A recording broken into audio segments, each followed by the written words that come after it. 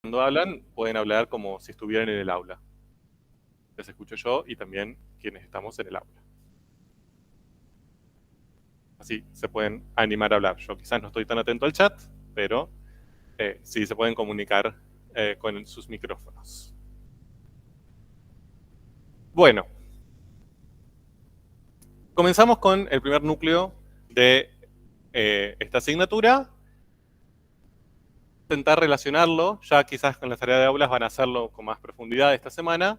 Acá también voy a empezar a intentar relacionarlo con lo que vieron, lo que traen de Matemática 1.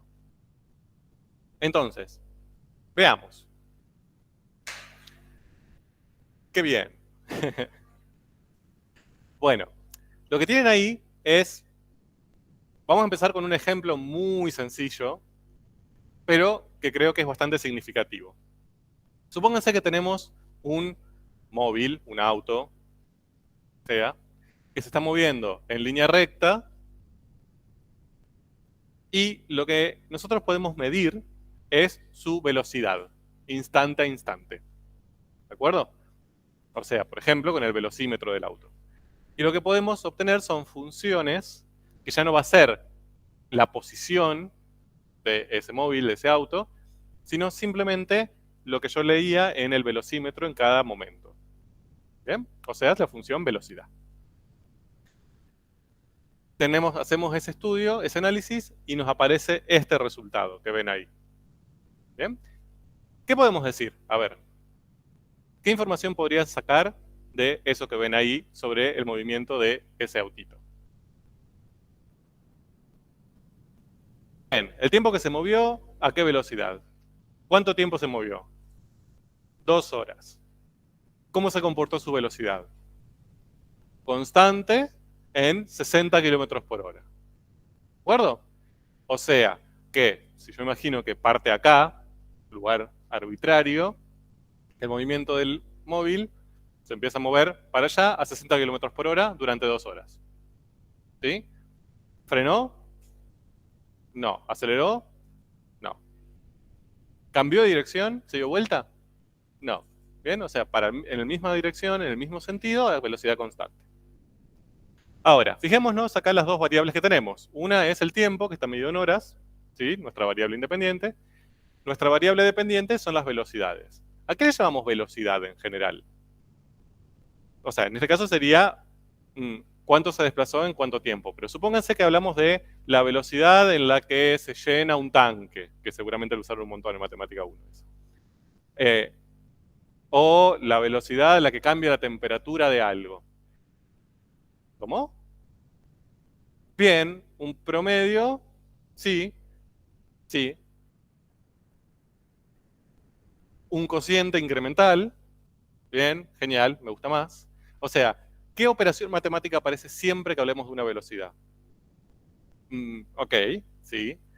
Pero eso es si estamos hablando de una velocidad instantánea. Si hablamos de una velocidad media, ahí no aparece la derivada. Pero sí aparece una operación matemática. ¿Una? Un cociente, muy bien. Siempre que hablamos de velocidad, siempre estamos hablando de un cociente.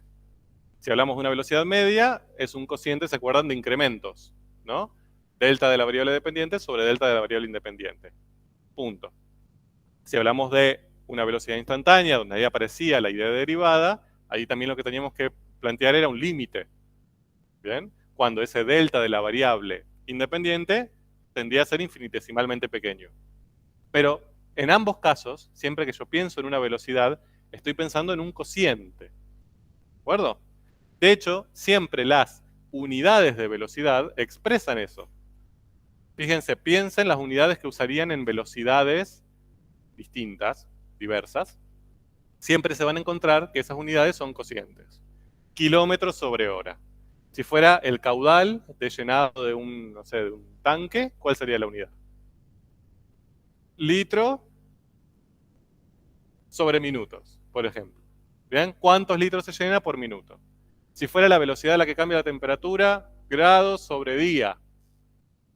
Siempre tenemos ese cociente, esa relativización de una de las unidades sobre la otra. ¿De acuerdo? Entonces, si yo les digo tenemos una velocidad y la unidad de esa velocidad es kilómetros, a secas, ya me deberían mirar con cara rara, como no, a ver, si es una velocidad ahí debería aparecer un cociente, debería ser kilómetros relativo a qué, a las horas, al día, a los segundos.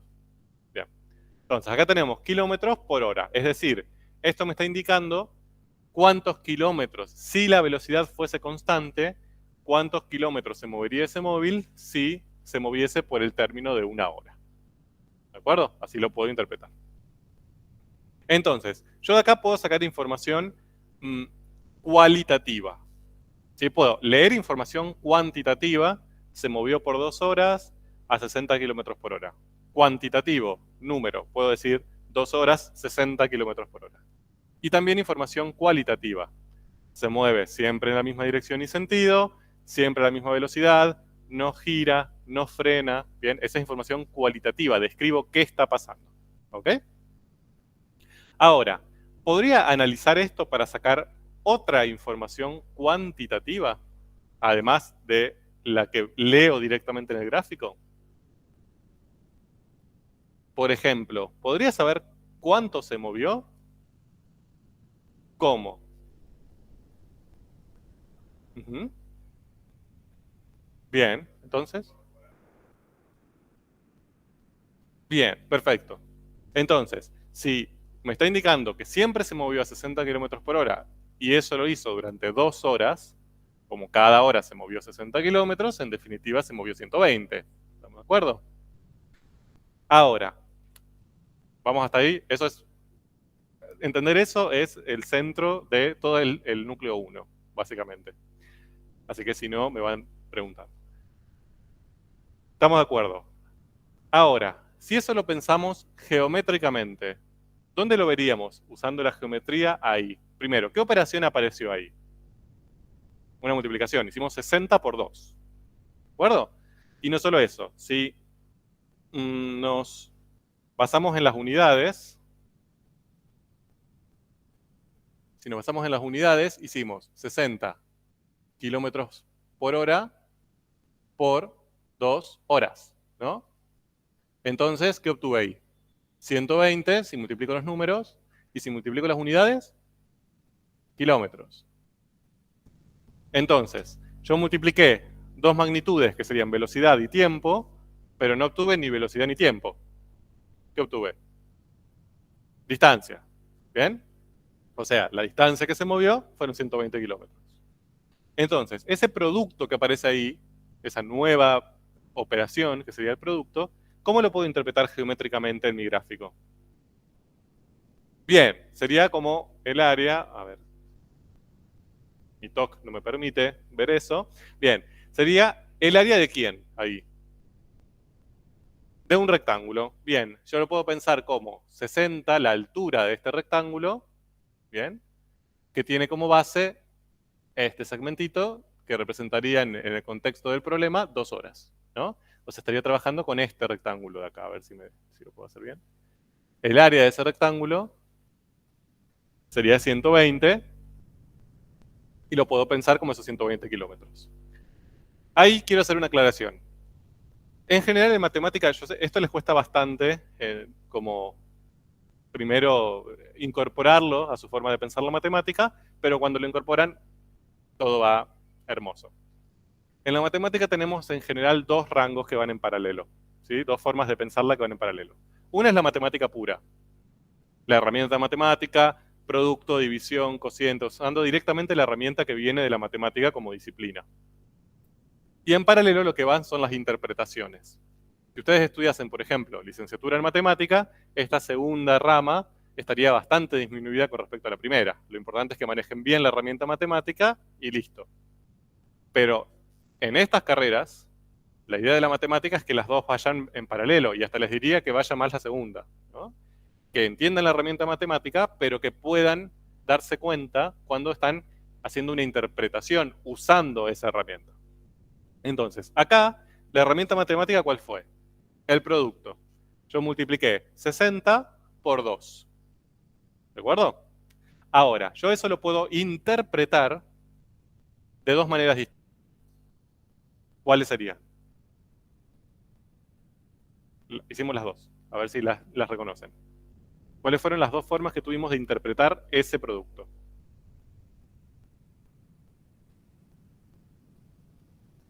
Bien, ¿cómo? Si multiplico 60 kilómetros por hora una velocidad por 2 horas un tiempo, obtuve 120 kilómetros, que es una posición. Entonces, en términos del problema de movimiento, pensé ese producto como una forma de hallar la posición. ¿De acuerdo? Esa fue una interpretación. Tengo la herramienta matemática, el producto, interpreto el resultado como cuánto se movió ese auto. ¿De acuerdo? ¿Por qué? Y porque yo sé que si se mueve 60 kilómetros por hora y se movió 2 horas, entonces tengo que multiplicar por 2 para que eso me dé los kilómetros. Ese pensamiento que ustedes hicieron justifica por qué usaron ese producto para pensarlo de esa manera. Y la otra interpretación que acabamos de hacer es geométrica. Dijimos 60 por 2, si yo ahí dibujo un rectángulo, 60 sería la altura, 2 sería la base, 60 por 2 me da 120, que es el área de ese rectángulo. ¿De acuerdo? Usé la misma herramienta matemática, producto, pero la interpreté desde otro lugar. ¿Bien? ¿Por qué digo esto? Porque en este tema específicamente que vamos a empezar a ver, eso se empieza a mezclar en qué es lo puramente matemático y cuáles son sus interpretaciones. Y van a convivir interpretaciones de problemas, no sé, reactores que se llenan, con cuestiones geométricas, triángulos y rectángulos que andan dando vuelta por ahí, con cosas puramente matemáticas, productos, restas, sumas. ¿Bien? Entonces la idea es que ustedes puedan saber dónde están, ¿sí? Y eso les va a ayudar bastante a entender por dónde estamos yendo. Bien, punto, me dejo de hablar, perdón. Bien, tenemos esto. Ahora, sigue el estudio y aparece eso. Entonces, matemáticamente aparece, ¿cómo se llama este tipo de función? La anterior era una función constante, la que teníamos. ¿Y ahora, cómo dirían que es esta función?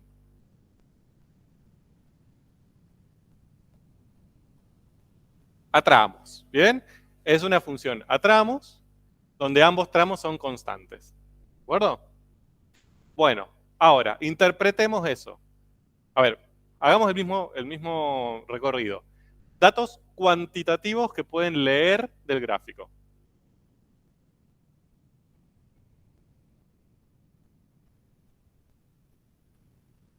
¿Qué es constante? Yo diría que eso es cualitativo. Cuantitativo requiere una cantidad.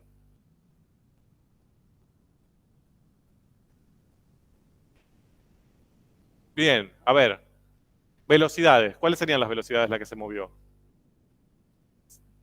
Bien.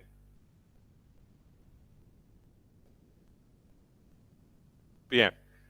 Entre la primera y la segunda hora, 60, constante. Entre la segunda y la quinta hora, 40, constante. ¿De acuerdo? ¿Por cuánto tiempo se movió? 5 horas. Bien. ¿Podemos imaginar qué está haciendo el autito? Parte de acá. Se mueve siempre para allá. ¿Qué pasa?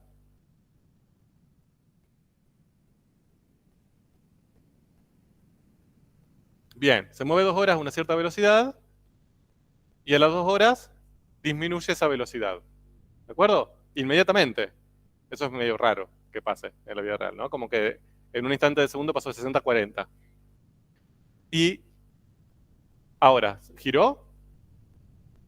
No. Se sigue moviendo con la misma dirección, con el mismo sentido, solamente que ahora un poco más lento. ¿De acuerdo? ¿Qué información cuantitativa extra podemos extraer de ese gráfico? Ya no leyéndolo, sino haciendo alguna operación matemática.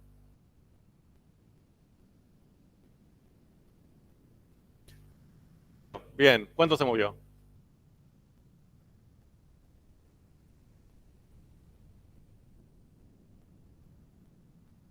Bien, sería 60 por 2, que era lo que se había movido antes, o sea, 120, y ahora aparece este otro tramo. Bien, que lo que debería hacer sería 40 por ¿cuánto? Por 3. ¿De dónde salió ese 3? Bien, si se movió entre 2 y 5, no es ninguno de esos dos valores, ¿se ve?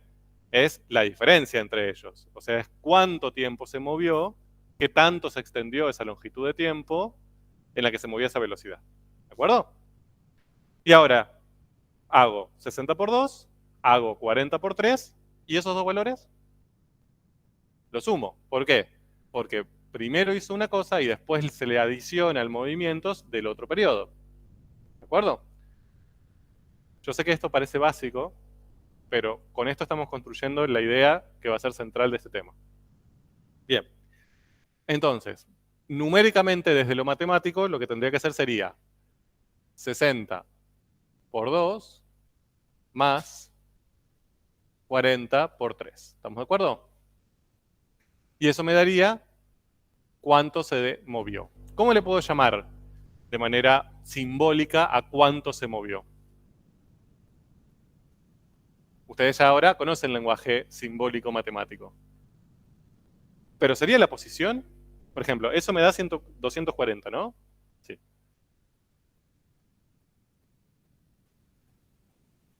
Esa sería la posición.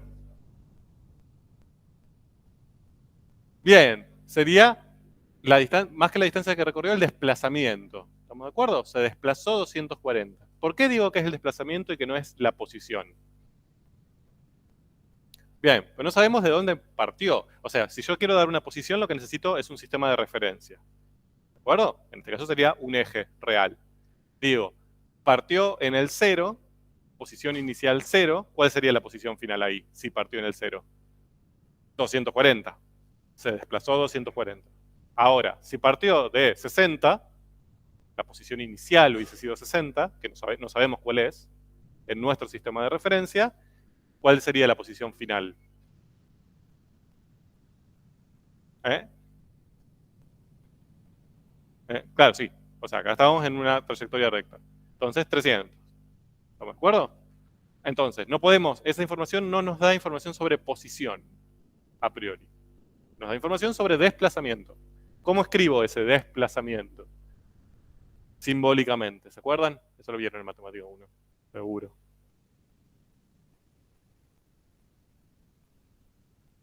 Así. Es el cambio de la posición. ¿De acuerdo? Sería la posición final menos la posición inicial. Eso es lo que me está dando, la información que me está dando este gráfico. ¿Cuánto se desplazó? No tengo idea de dónde está. ¿Se ve esa diferencia? Sino, ¿cuánto se movió? Bien. Y eso también lo puedo pensar geométricamente. ¿Estamos de acuerdo? Sería el área de dos rectángulos. ¿Ven cuáles serían esos dos rectángulos? ¿Se lo pueden imaginar? Altura 60, base 2. Altura 40, base 3. Bien. Seguimos. Sigue el estudio y aparece eso. Mismas preguntas. ¿Qué información cuantitativa pueden leer directamente del gráfico? ¿Cuánto tiempo se movió? 9 horas. ¿A qué velocidad? 60, primeras 2 horas, después 40 y después menos 60. ¿Qué pasó ahí? ¿Cómo interpretamos eso cualitativamente? Es decir, si tuviéramos que imaginarnos el autito. Bien. La primera parte igual que antes, ¿no? Se movió para allá, en una línea recta, en la misma dirección, 60 kilómetros por hora, 2 horas, después 40 kilómetros por hora, 3 horas. Y cuando llegó la quinta hora, ¿qué pasó? Bien, aparece un menos. No tiene sentido un menos si pensamos menos 60 kilómetros. O sea, un velocímetro nunca me va a marcar menos 60. ¿De acuerdo? ¿Qué significa ese menos ahí? ¿Cómo interpreto ese menos? ¿Bien? ¿Ven acá que aparecen estas dos cosas? Lo matemático, número negativo, menos 60. La interpretación, ese menos, ¿cómo lo pienso en el contexto de mi problema? No tiene sentido que haya menos 60 en un velocímetro. ¿Qué sentido le doy? Que en mi eje de movimiento cambió el sentido. ¿De acuerdo? Se mantiene la dirección, sigue en la misma línea recta, solamente que ahora en vez de ir hacia allá, va a venir hacia mí. Otra vez. A 60 kilómetros por hora, positivos. pero en sentido opuesto. Entonces, ¿cuánto se desplazó? Ahí se complicó el desplazamiento. ¿Qué tendría que hacer? ¿Qué cuenta matemática me permitiría obtener el desplazamiento? Bien, a ver, sería 60 por 2 más 40 por 3 menos 60 por 4. Bien, fíjense que esto yo también lo puedo pensar como más menos 60 por 4, ¿no? Sería lo mismo. ¿Y eso cuánto me da como resultado? 0. Muy bien. ¿Cómo interpreto eso? Ahí lo que hice fue operación matemática. Vamos a la parte interpretativa. ¿Cómo interpreto ese 0?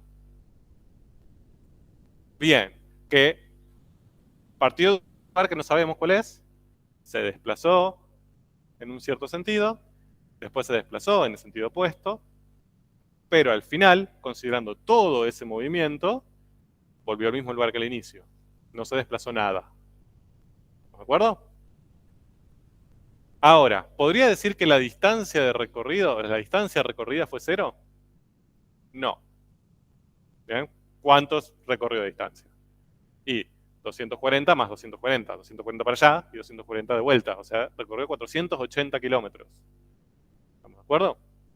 Pero el desplazamiento total, si solo considero momento inicial y momento final, y me olvido de todo lo que pasó en el medio, fue 0. Llegó al mismo lugar del cual partió. ¿De acuerdo?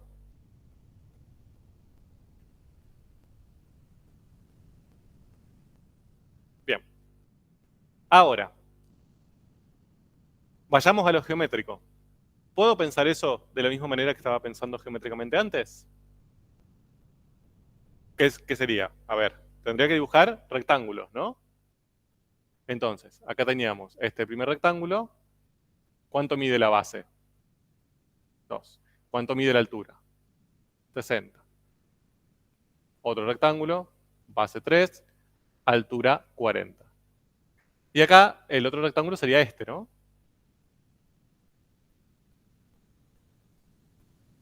¿No me acuerdo? ¿Cuánto mide ahí la base? 4. ¿Y la altura? 60. ¿Estamos de acuerdo? Las alturas no pueden ser negativas porque son medidas. Desde la geometría, no de la geometría analítica, pero en la geometría pura, la que ustedes vieron en la primaria, probablemente, las medidas son positivas. Miden qué tan alto, qué tan largo, cuál es la longitud de un lado, de la altura, del radio, de lo que sea. O sea, puede ser o 0, en un caso ahí medio abstracto, o positivas. Negativas no. Entonces la altura de ese rectángulo es 60. ¿De acuerdo? Entonces ahí ya se me complica un poco la vida. Porque no es que tengo que sumar las áreas para llegar al delta X. ¿Se ve? Si yo sumo las áreas sería 60 por 2, más 40 por 3, más 60 por 4. Y me daría 480, no 0. Entonces, ¿ahí qué problema tengo? El signo. ¿De acuerdo? Ese menos 60 me complicó la vida. Ya no es tan directo pensar ese signo menos desde la geometría. ¿Ok? Acuérdense de eso. Nos va a aparecer en unas clases y voy a volver a este momento. Entonces, la geometría tiene el problema, o sea, tiene la ventaja de que para nosotros es algo conocido ya. Ya hemos visto un montón de geometría en nuestra vida, entonces vemos rectángulos y sacamos área fácil. Ahora, tiene un problema. Solo tiene sentido cuando todo es positivo. Aparecen cosas negativas y la geometría tiembla. ¿Bien? Ok. Vuelvo a la primera forma que analizamos, que es la que está escrita allá arriba. ¿Cómo podríamos escribir simbólicamente el proceso que hicimos? Delta X.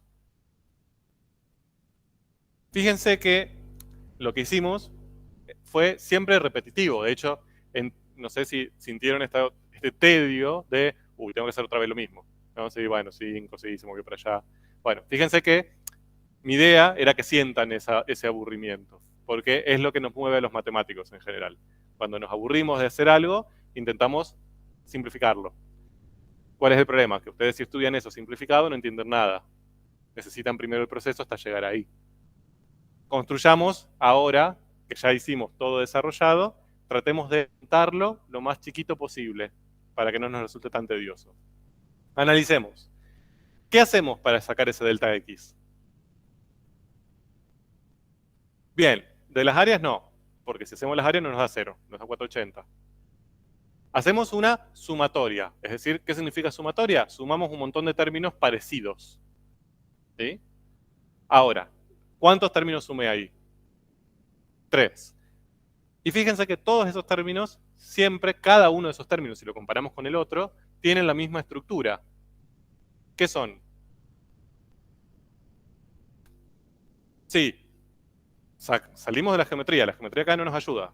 ¿Bien? O sea, acá no hay bases, acá no hay alturas, acá no hay áreas. ¿Por qué? Porque tenemos algo negativo, si hay negativo, la geometría no lo podemos usar por ahora. Tenemos que ir, si quieren ir a lo interpretativo, la otra interpretación. Velocidades, tiempos, distancias. Sí, después veremos cómo la vamos a modificar. Directamente no la podemos usar. Ahora, fíjense, ¿qué hicimos siempre en los tres términos? Multiplicamos ¿qué por qué? Ven, la velocidad por el tiempo en el cual se mantuvo esa velocidad constante. ¿Bien? En todos los casos. 60 por 2. 60 kilómetros por hora, las 2 horas que estuvo esa velocidad. 40 por 3. 40 kilómetros por hora por el tiempo que estuvo esa velocidad. Y el último término, hasta lo podemos pensar como menos 60 por 4. La velocidad es menos 60 y se mantuvo 4 horas. ¿Bien? Siempre dice lo mismo. O sea, todos estos términos van a tener forma velocidad 1 por algo, más velocidad 2 por algo, más velocidad 3 por algo. ¿Estamos de acuerdo?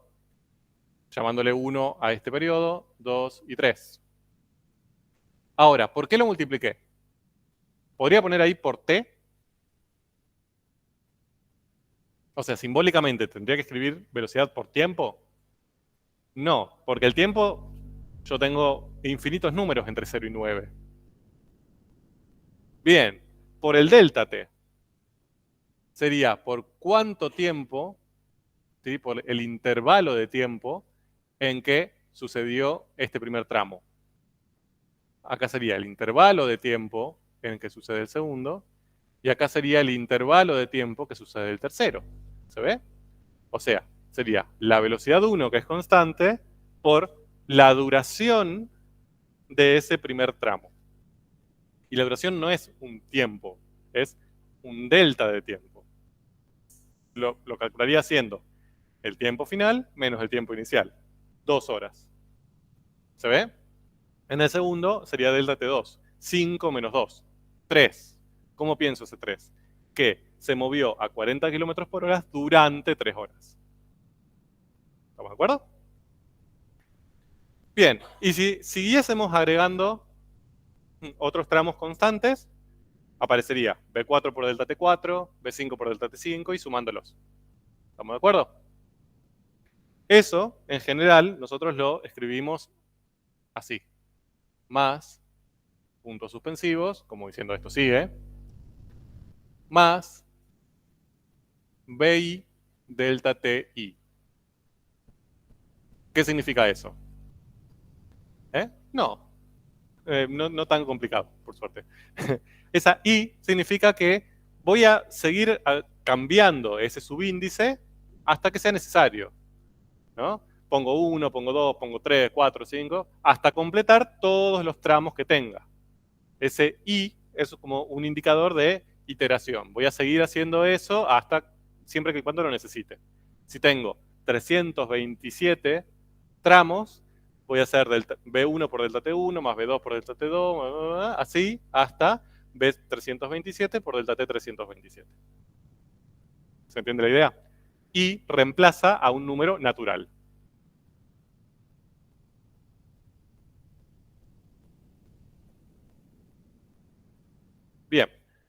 Y eso termina,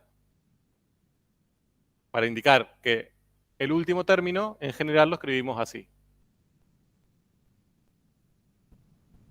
N. Bien, el N lo que me dice es, bueno, seguís haciendo esto hasta el final. El final es tu término enésimo. ¿Sí? Esto lo van a leer un montón, se los aclaro acá porque lo van a leer un montón si se ponen a leer sobre este tema, tanto en el libro que les dijimos nosotros como si buscan videos en internet. Hablamos de los términos iésimos, iésimos y enésimos. Enésimos. ¿Qué es el término iésimo? Uno cualquiera del medio. ¿Sí? Fíjense, sería el de que tiene la I. Uno cualquiera que está entre todos esos que estamos haciendo. ¿Y cuál sería el enésimo? El último. ¿Sí? Bien. Entonces, ahora lo que vamos a buscar es una simbología para resumir todo eso que acabamos de escribir lo más chiquito posible. Esto no es que cambie el significado. Si entendieron el significado de lo que estamos haciendo, es lo mismo.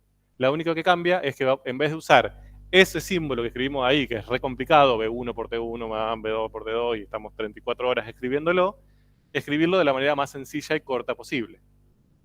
Y lo que se usa es este símbolo, que es el típico símbolo de orgullo de abuela. O sea, cuando su abuela vea que ustedes están haciendo este símbolo, van a decir, ¡ay, mi nieto sabe un montón de matemática! No tienen ni idea qué están escribiendo, pero bueno, que es este. Se llama sumatoria. ¿De acuerdo? Lo que indica esta sumatoria, o sea, la idea que se resume en ese símbolo, que es una S mayúscula griega, una sigma mayúscula, es voy a sumar un montón de términos parecidos. Esa sería la idea de sumatoria. ¿Bien? No es que voy a sumar un montón de cosas. Voy a sumar un montón de cosas, pero con la misma estructura. En la parte inferior del símbolo, tenemos que aclarar cuál es la letra que me indica cómo va variando o cuántos términos tengo. En nuestro caso sería la I, ¿no? Y lo que ponemos es esto. I igual, hoy no. No. A ver si puedo hacer esto de manera muy sutil. I igual a 1. Sí. Sí. El punto es dónde, para que se vea. A ver. No lo quiero pasar de página porque quiero que vean lo de arriba.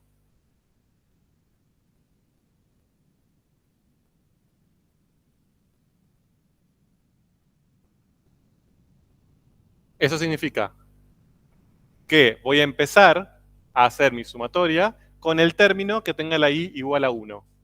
Bien, por ejemplo, en el ejemplo que tenemos arriba sería B1 por delta T1. ¿Ok? Si ahí hubiera puesto I igual a 7, el primer término que sumaría sería el que tiene ese subíndice 7, ¿no? B7 por delta T7. En general vamos a usar el primero, siempre. Y arriba lo que tenemos que escribir, arriba del símbolo acá, es cuándo vamos a terminar. Entonces, ¿cuál es el último valor que va a tomar en nuestro ejemplo genérico? En el que hicimos acá es 3, perfecto. Y si tuviéramos el ejemplo genérico que escribí allá, sería n, ¿no? A lo que voy es, en el ejemplo que hicimos del autito, empezaría en 1 y terminaría en 3. ¿Estamos de acuerdo? Tendría que poner i igual a 1 abajo y un 3 arriba. Para un ejemplo genérico cualquiera, que tenemos n subintervalos, no sé, 327, lo que ponemos es i igual a 1 y n arriba, el n que sea. ¿Y cuál sería la estructura? Acá lo que tendremos que escribir sería la estructura común a todos los términos. Bien, B por delta T. ¿Estamos de acuerdo? Que eso es la estructura que todos los términos comparten. Todos los términos son una velocidad multiplicada por un delta de tiempo. ¿Sí?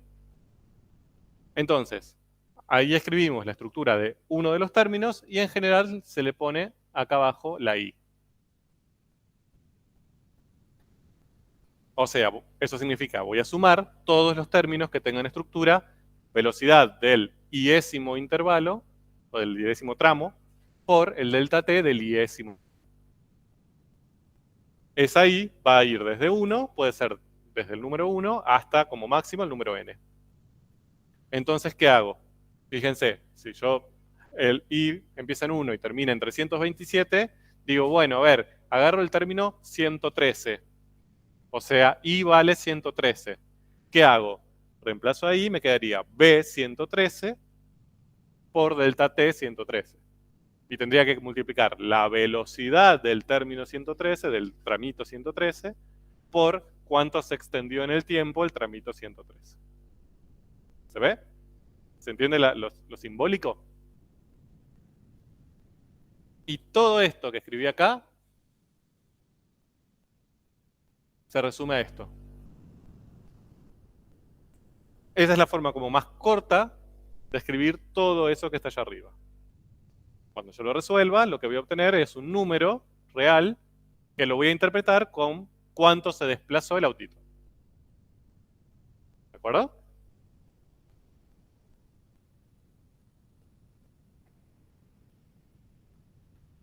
Es para indicar que ese subíndice puede cambiar. Que puede ser 1, 2, 3, 4. Sí. O sea, ¿por qué? Supónganse que yo les escribo, vamos a hacer un ejemplo, otro ejemplo.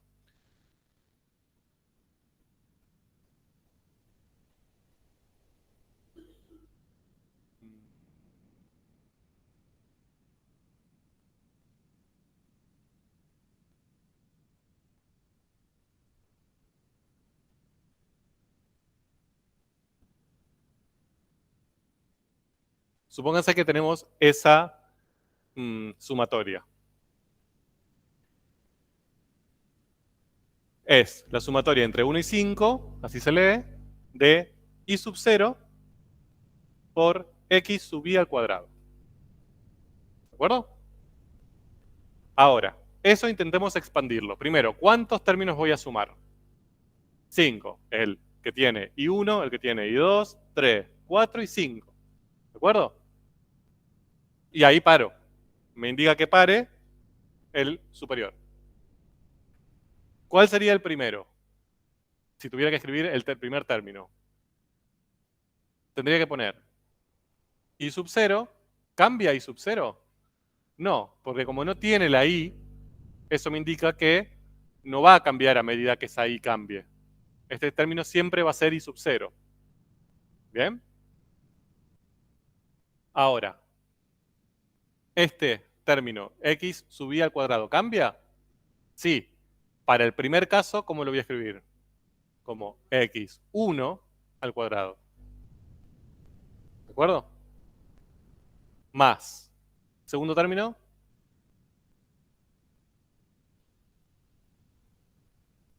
Y así sucesivamente. ¿Bien? Por eso es importante el sub i. Los términos que tienen sub i van a ser los que van a cambiar término a término. Y los términos que no tienen la i, como el i sub 0, van a ser siempre los mismos. ¿De acuerdo?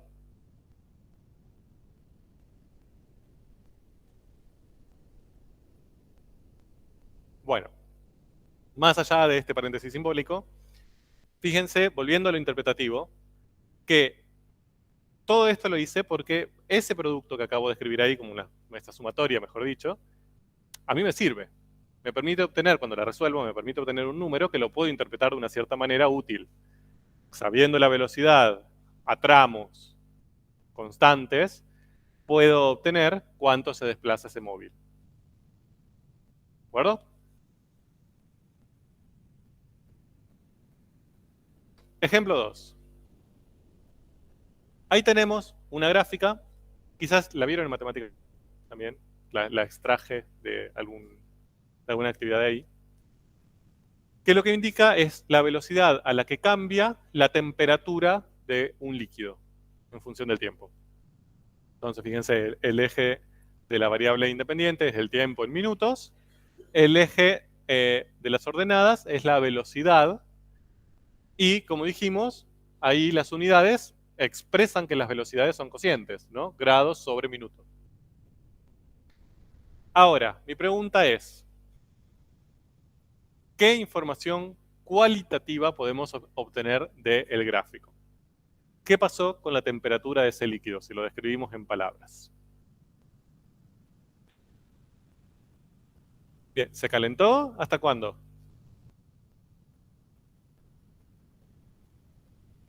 Bien, genial. No, no cayeron en la trampa. O sea, se calienta, aumenta esa temperatura. ¿Por cuánto tiempo? Por 4 minutos. ¿De acuerdo? ¿Por qué? Porque para saber si la temperatura aumenta o disminuye, lo que teníamos que ver era el signo, no el crecimiento, el signo de su derivada primera. ¿De acuerdo? Entonces, como la derivada primera, que sería la velocidad, es positiva entre 0 y 4 minutos, eso indicaría que la temperatura aumenta en ese periodo. ¿Estamos de acuerdo? Sí. ¿Hasta?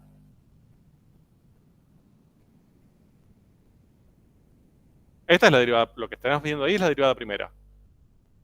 Esta es la velocidad, es la derivada primera de la temperatura. ¿De acuerdo? Entonces, a mí lo que me interesa de la derivada primera no es si crece o decrece, es su signo. O sea, si sus imágenes son positivas o son negativas. Entonces, desde el tiempo 0 al tiempo 4, fíjense, sin incluir, ¿no? Sus imágenes son positivas. Entonces ahí lo que puedo decir es que la temperatura en ese periodo va a crecer. ¿De acuerdo? Se va a calentar ese líquido hasta los 4 minutos. Y después de los 4 minutos, ¿qué pasa? Como la derivada es negativa, ¿sí? Sus imágenes son negativas, ¿qué pasa con la temperatura? Decrece. O sea, ese líquido se va a enfriar. Por lo tanto, ¿qué va a pasar en 4? Estaba creciendo hasta 4 y después de 4 empieza a decrecer. Tengo una... ¿Cuál? Un máximo. Crece hasta 4, llega, o sea, el 4 está acá, ¿no? Pasa el tiempo, la temperatura crece hasta 4. En el minuto 4, si avanzo en el tiempo, la temperatura decrece. Entonces acá no me queda otra que haya un máximo. ¿De acuerdo? De temperatura. Bien. Y después decrece. ¿Y al final qué pasa?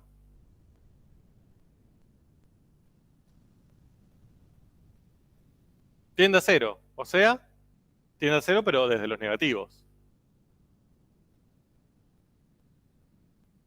Sigue decreciendo, pero ¿cómo? ¿Cómo decrece? ¿Decrece súper rápido? No. Va decreciendo muy lento. ¿No? O sea, sigue bajando, pero cada vez a una menor velocidad. Es decir, como que se estabiliza, intenta estabilizarse en un cierto valor. ¿De acuerdo? Entonces, si yo quisiera esbozar una gráfica de la temperatura, sería algo. Empezaría en un cierto lugar. No, no tengo. Sí tengo. Empieza en un cierto lugar, crece la temperatura, llega a un máximo, baja y después se estabiliza. ¿De acuerdo? Yo no sé cuál es esta temperatura inicial.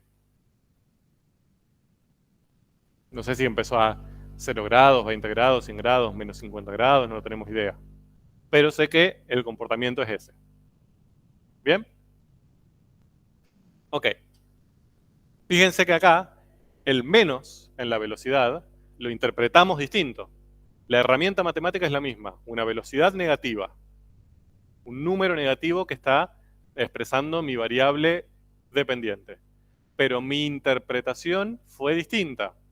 En el caso anterior habíamos interpretado el menos 60 como que se movía a 60 kilómetros por hora, pero viniendo hacia mí. ¿Se acuerdan?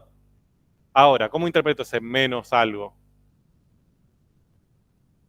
Que enfría. ¿De acuerdo? Interpretaciones distintas para el mismo caso matemático. Bien, ahora, ¿qué otra información cuantitativa podemos extraer, ya no leer, sino extraer de ese gráfico?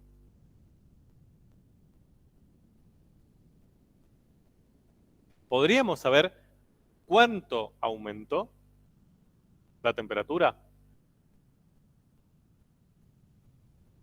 Estamos todos de acuerdo que no sabemos a qué temperatura estaba inicialmente el líquido, ¿no? No sabemos si estaba 0 o 20.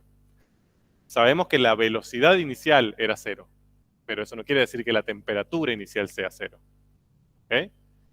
Quizás empezó a 30 grados, no sabemos. Ahora, yo podría calcular cuánto cambió, que fue lo que calculamos en el caso anterior. Cuánto se desplazó, acá tendríamos que calcular cuánto cambió la temperatura. ¿Podríamos?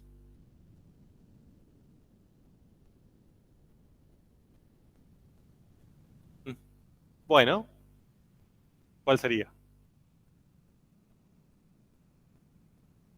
Estamos complicados, ¿no? ¿Qué nos falta? Una escala en el eje Y, sí, en el eje B. Ahí la tienen.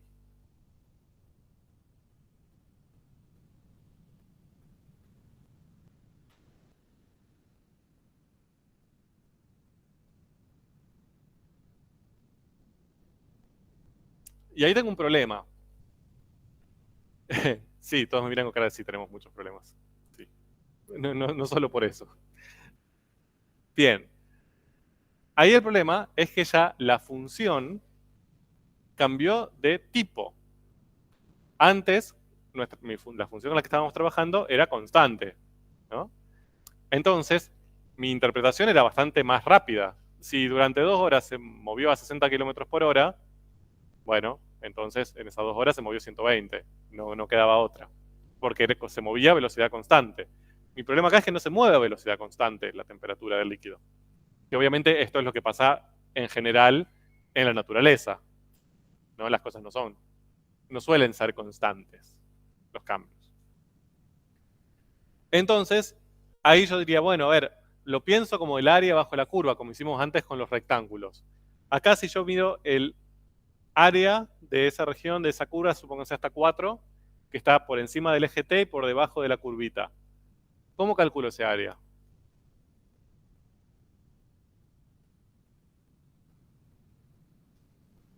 ¿Eh? Bueno, yo quiero un resultado. O sea, ¿cómo hago? ¿Cómo llego hasta ese valor?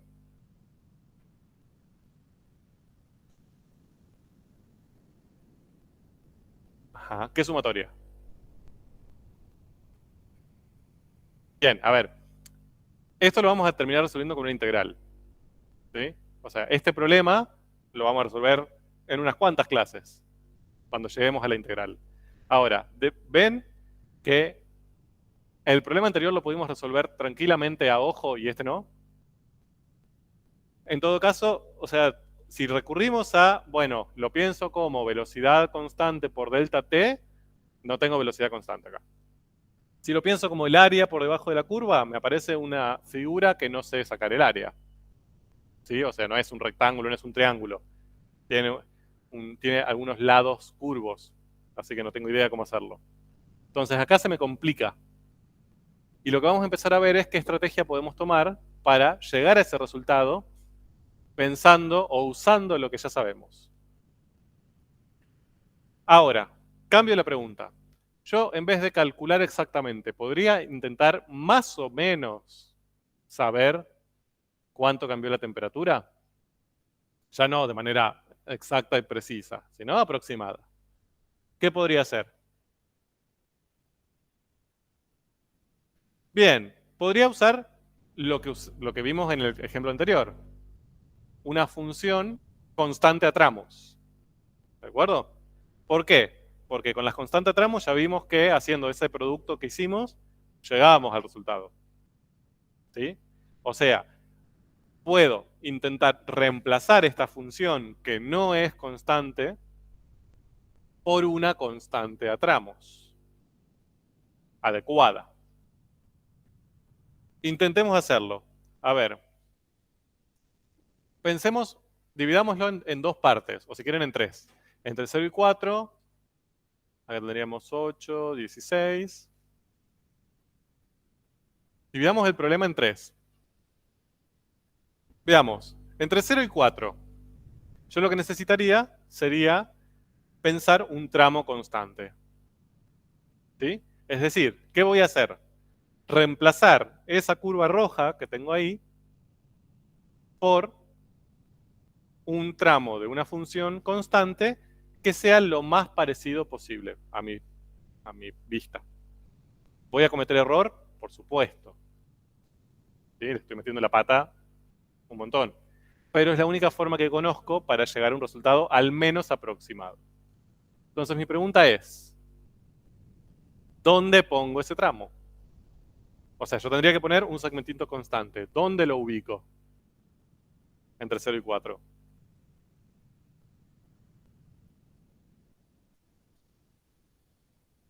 Bien, sí, o sea, sería constante entre 0 y 4, estamos de acuerdo. Ahora, ¿a qué altura lo pongo? A ver, ubicámoslo acá. Tomemos esto como el primer caso.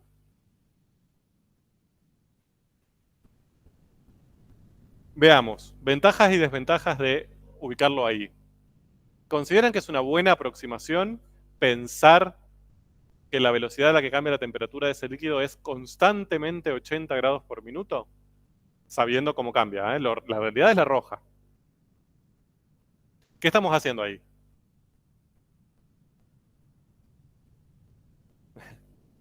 Veo discusiones, gente agarrándose de los pelos. Sí. Sí, pero vos ya con el 80 tenés escala.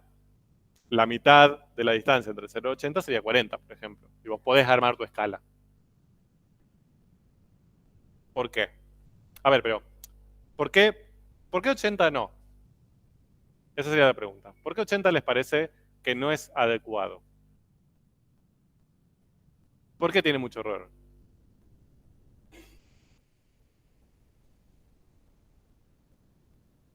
Bien, ¿y el resto de los tiempos? O sea, hay un solo tiempo donde llega a 80. ¿Y el resto de los tiempos? ¿Qué pasa con la velocidad?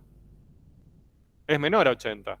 O sea, yo ahí estaría como sobreestimando el efecto, ¿no? Estaría estimándolo, cometiendo error, haciendo una aproximación, pero yo ya sé que me estoy pasando hacia arriba. Es decir, la velocidad real a la que cambia el líquido siempre es menor o igual a la que yo estoy proponiendo. Entonces, el resultado que a mí me va a dar va a ser mucho mayor que el real. ¿Se ve? Lo pueden pensar también si quieren ahí con las áreas. Fíjense el área debajo de la curva roja y piensen el área del rectángulo con altura 80. Por supuesto que el área bajo de la curva roja va a ser más chica que el área del rectangulote.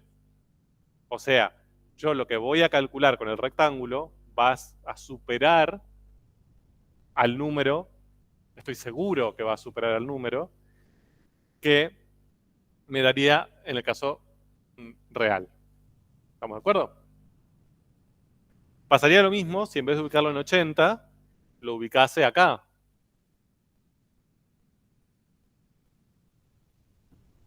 Ahí hay dos puntos en el intervalo 0,4 que llegan a velocidad 0. ¿Se ve? Pero todos los demás, ¿qué pasa? Son mayores. Entonces, si uso esa altura 0, estaría subestimando el efecto. Estaría dando un valor que sería necesariamente menor al real. ¿Se ve? A eso se le llama hacer una estimación por exceso y hacer una estimación por defecto. Esas son las palabras concretas, ¿no? Las palabras que se usan en matemáticas. Por exceso significa que yo estoy seguro que la estimación que yo hice es mayor, sí o sí, al valor real. Bien, lo que yo aproximo es mayor a lo que estoy queriendo aproximar. Y tengo la seguridad para afirmarlo.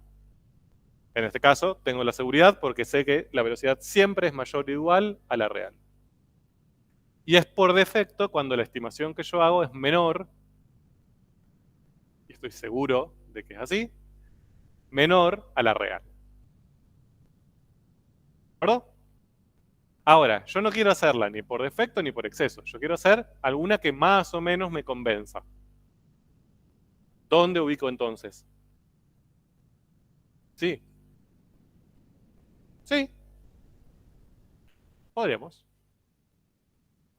Más o menos por acá. 40. Ahí analicemos qué pasa. ¿Cómo es la velocidad real, la roja, con respecto a esa que yo propuse constante en 40? ¿Es mayor o es menor? Bien, depende del momento. Hay veces que es mayor, ¿sí? Que sería en esta parte de acá, ¿no?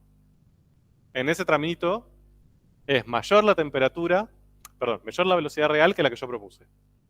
¿Estamos de acuerdo? Pero hay otros tiempos donde es menor, que sería esta parte de acá y esta parte de acá. Entonces, ¿mi estimación es por defecto o es por exceso? A priori. No lo sabemos. ¿De acuerdo? No sabemos. Es una estimación, probablemente no le peguemos justo al valor real.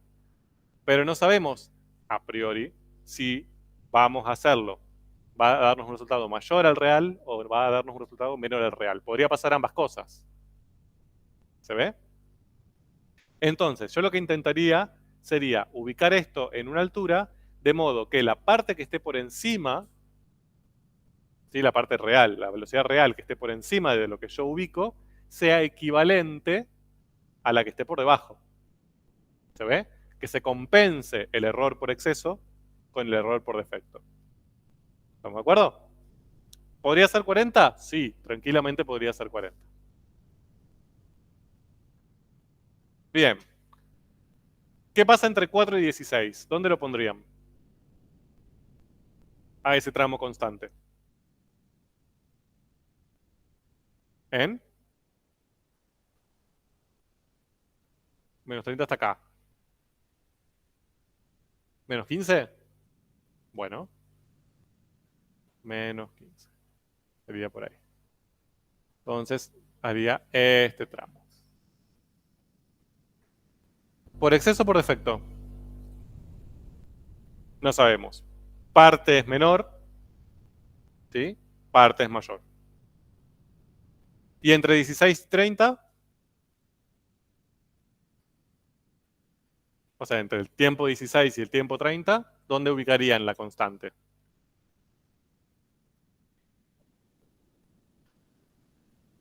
Menos 1. Menos 1 es muy por acá. Recuerden que acá tenemos menos 15, ¿eh?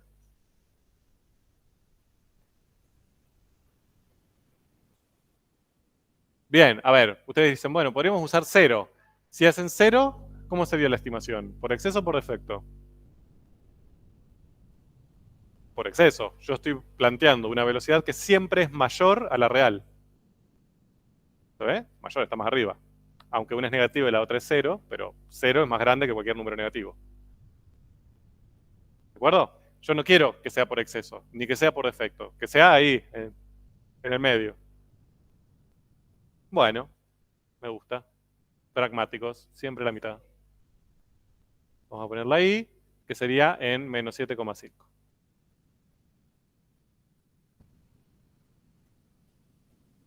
¿Bien? Ahora, entonces, fíjense que lo que hice fue aproximar mi curva roja con una función constante a tramos.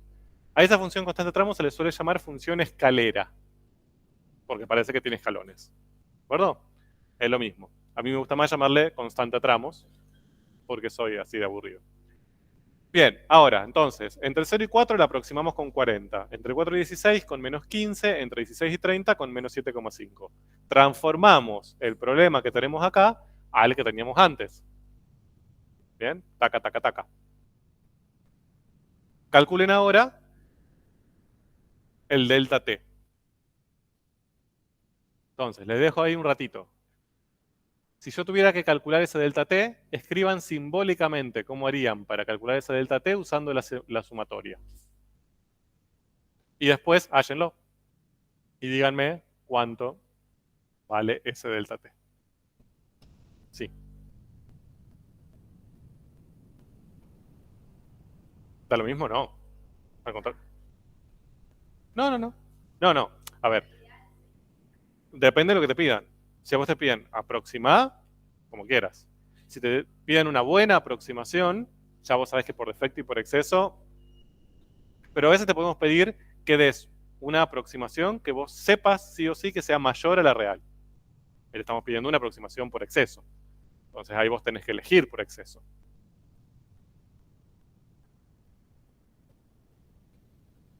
Todos. Porque si ya hay uno que no es por exceso, vos no podés asegurar que tu resultado final sea por exceso. ¿De acuerdo? Tienen 1 minuto y medio. Escriban cómo calcularían ese delta t usando sumatoria, que para este caso, con los 3 segmentitos, con los 3 escalones que acabamos de hacer, y calcúlenlo. Si es posible, con unidades y todo, y pensando también cómo las unidades afectan en este caso, que suelen ser útiles para ustedes también.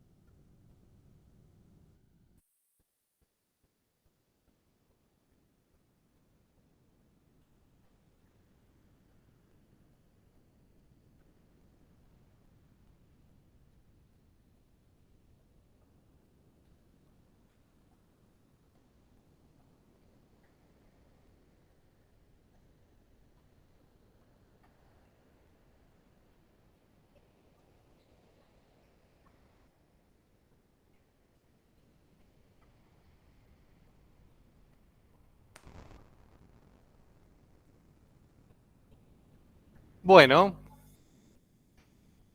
¿cómo fue? Veo caras de felicidad absoluta. O sea, ya entraron en un estado de locura muy interesante. Muy bien. A ver, empecemos con lo primero. Tratar de pensar ese delta T, o sea, ese cambio de la temperatura al final, con la aproximación que hicimos, eh, usando el símbolo de sumatorio. En primer lugar, lo que voy a hacer, que es absolutamente importante, lo vamos a trabajar más la clase que viene, pero no quiero que quede escrito de manera incorrecta, es esto. ¿Saben qué significa ese símbolo? Aproximadamente. ¿Por qué? Porque el cambio de temperatura no es lo que vamos a calcular ahora. Nosotros lo vamos a aproximar. ¿Se ve? O sea, la estrategia que nosotros usamos, que es sustituir la función roja por la función escalera, comete error. Entonces, no podemos poner ahí un igual. Le ponemos un aproximado. Lo que vamos a hacer ahora es más o menos llegar a ese valor. ¿Cometiendo error? Sí. Pero intentar acercarnos a ese valor. Entonces, para no asegurar que ese es sí o sí el cambio de la temperatura real concreto, usamos ese símbolo que es nuestro paraguas. Como, bueno, pero yo no estoy calculando el delta T de verdad, sino más o menos. Bien, antes de pasar a la sumatoria, ¿cómo sería simbólicamente la operación que tendríamos que hacer para aproximar ese delta T? Tendría que hacer B1 por delta T1, perdón, delta T1. Eso me sería usando este primer escalón. Más B2 por delta T2, más B3 por delta T3. ¿Estamos de acuerdo? ¿Cómo escribimos eso en forma de sumatoria? 3 arriba y igual a 1. Bien.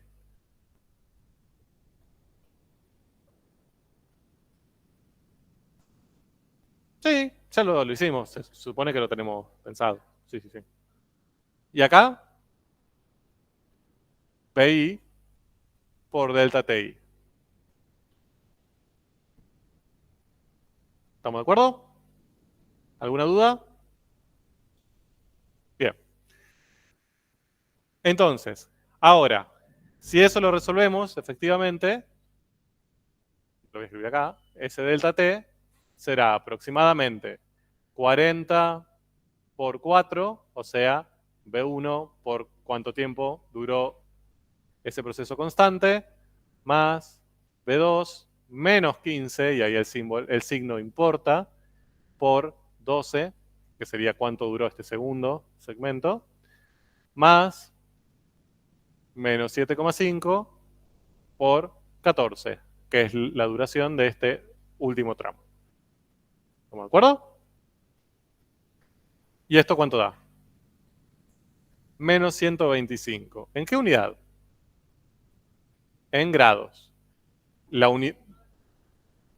¿Cómo? Yo no lo puse por perezoso, pero si lo ponen para ustedes les va a servir.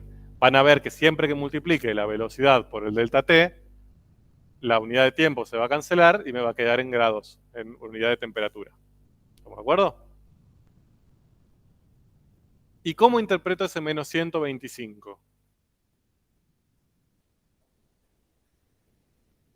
Bien, perfecto. O sea, que entre los 0 y los 30 minutos de este proceso que estamos estudiando, la temperatura disminuyó aproximadamente, y esa palabra acá es fundamental, disminuyó 125 grados. ¿De acuerdo? Ahí el aproximadamente es obligatorio, porque si no lo ponemos, estamos diciendo que eso fue exacto, que lo que hicimos fue un proceso con exactitud, que no fue lo que hicimos. Al contrario, lo aproximamos. ¿De acuerdo? Entonces, ¿qué hora es? Tenemos tiempo. les dejo un ratito más para que ustedes más o menos esquematicen. Nosotros les vamos a pedir en esta materia un montón esto, que esquematicen la función temperatura en función del tiempo. ¿De acuerdo? No la velocidad. La temperatura con estos resultados que ustedes fueron obteniendo. Consideren que la temperatura inicial era de 25. 25. ¿De acuerdo? Empieza en 25. Ahora, intenten, charlenlo en pequeños grupitos, esquematizar la variación de esa temperatura aproximada a lo largo de esos 30 minutos, con lo que ya sabemos. ¿Ok? Todo suyo. Voy a ir pasando a ver qué van haciendo, cómo lo van pensando. La idea es que lo hagan de la mejor manera que puedan y que incorporen todas las informaciones que ustedes crean pertinentes.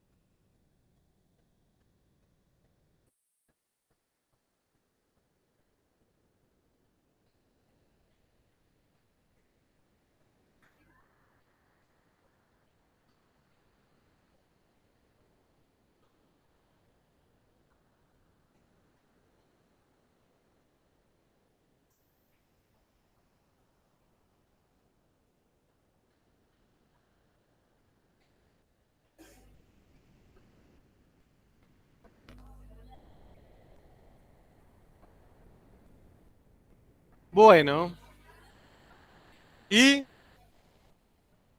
más o menos? ¿O no? ¿O costó?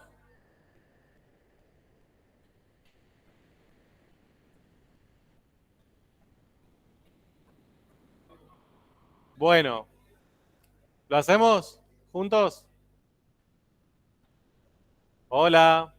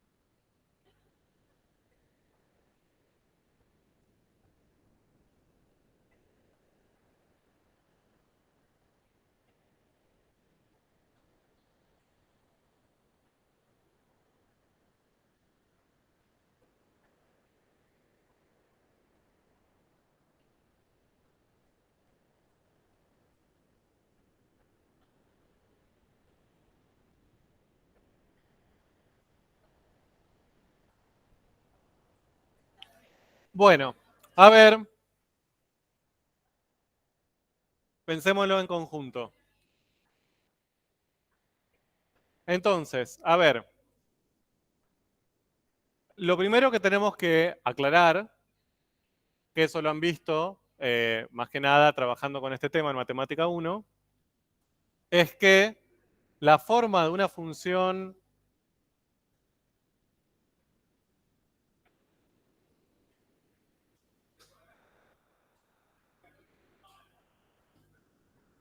a ver, volvemos. Eh, Algo que vieron en Matemática 1 es que la forma de una función y la forma de su derivada no son la misma.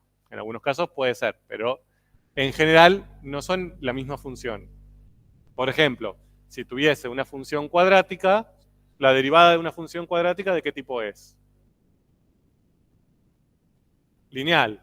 ¿Bien? Entonces, si yo tuviese que dibujar una cuadrática, dibujo una parábola, si dibujo su derivada, aparecería una recta. No tiene correspondencia la forma ni algebraica ni geométrica de la derivada con la forma de su función original. ¿Estamos de acuerdo?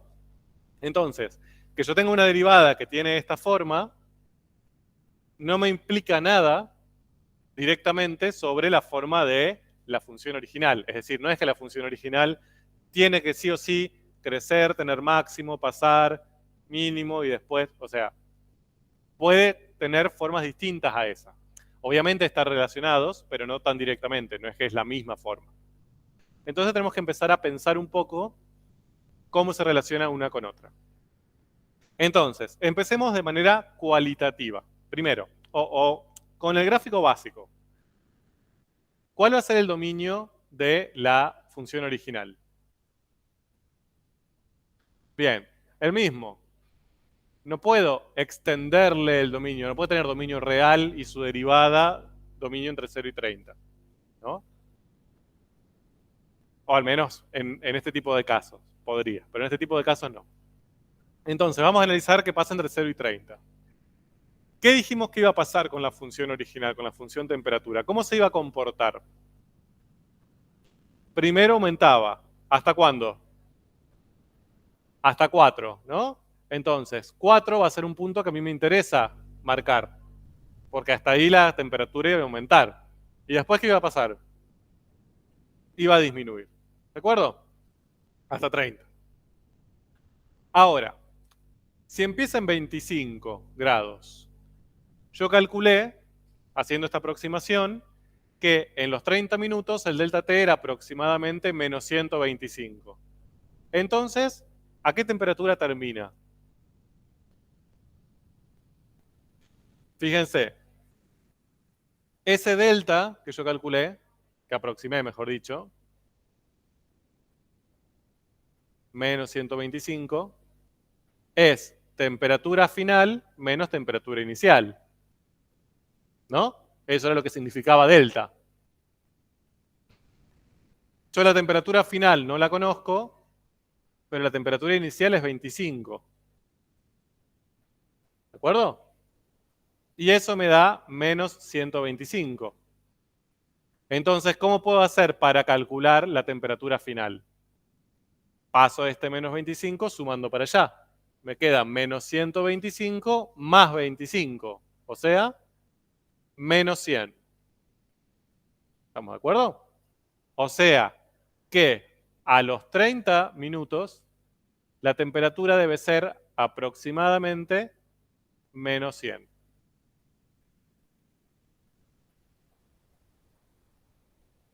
¿Estamos de acuerdo? Si no van entendiendo, me van preguntando, ¿no?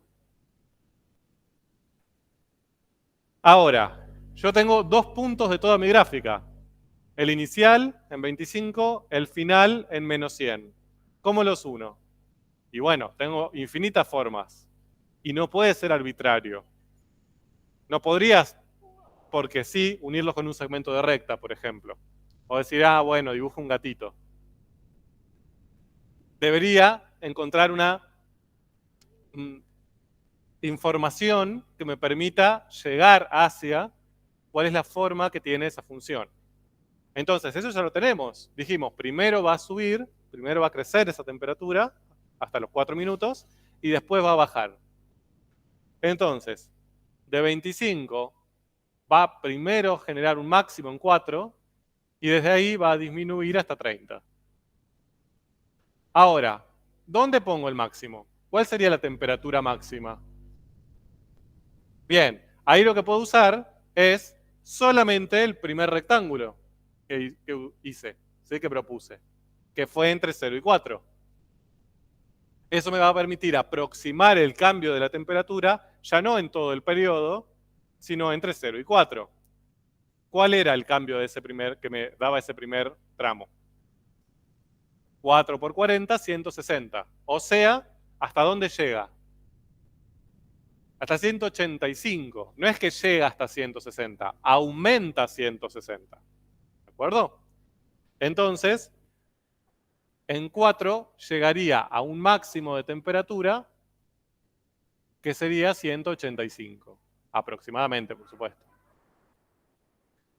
Y después disminuye hasta acá. Podríamos usar incluso este otro dato, dividir esto en dos tramos de decrecimiento. ¿Cuánto decreció entre 4 y 16 y cuánto entre 16 y 30, si lo quisiésemos hacer mejor todavía? ¿Bien? Por ejemplo, entre 4 y 16, ustedes habían calculado que disminuyó 180, ¿se acuerdan? Entonces, si estaba en 185 y disminuyó 180, en 16, ¿dónde está?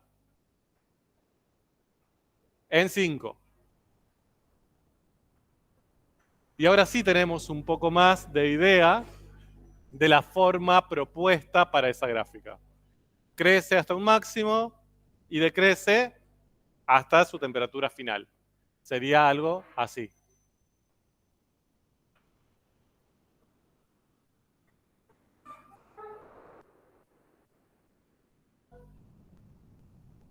¿De acuerdo? Ahora, sí.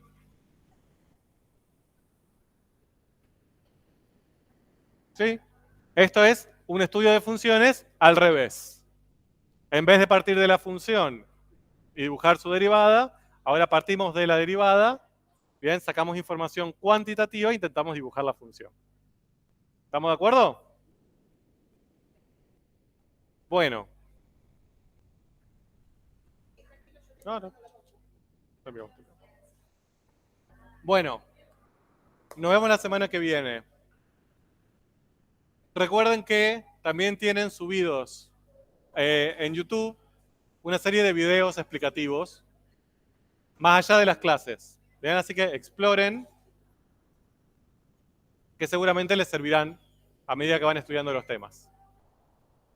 Hasta el lunes.